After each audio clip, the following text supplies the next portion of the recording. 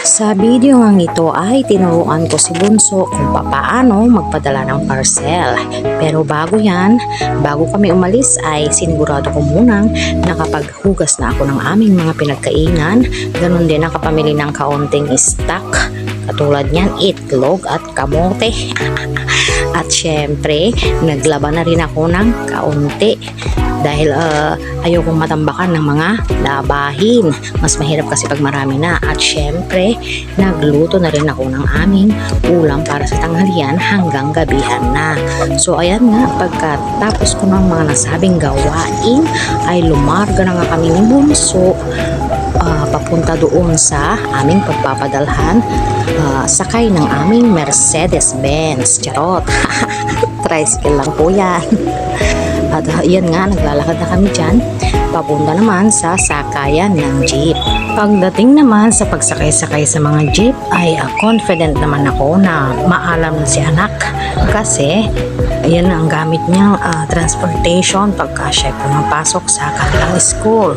So nung makasakay na nga kami ng jeep at ayan, nakikita nyo ay tuloy pa rin ang pagkuha ko ng video sa bawat madaanan namin.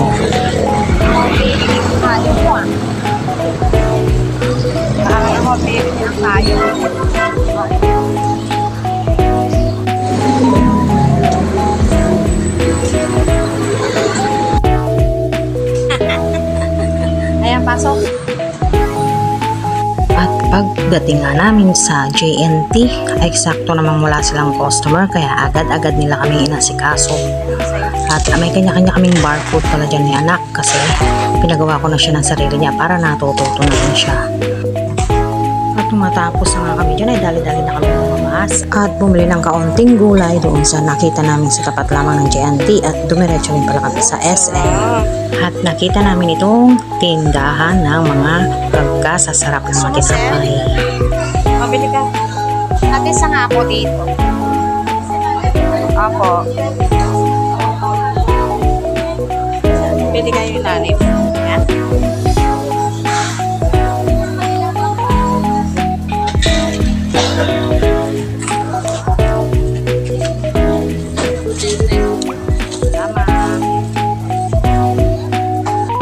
At pagkatapos nga namin bumili ng tinapay ay uuwi na sana kami pero nauhaw itong kasama ko. Kaya naman bumili na rin kami ng lemon juice dyan sa tindahan na yan. Sa loob lang din ng SM syempre.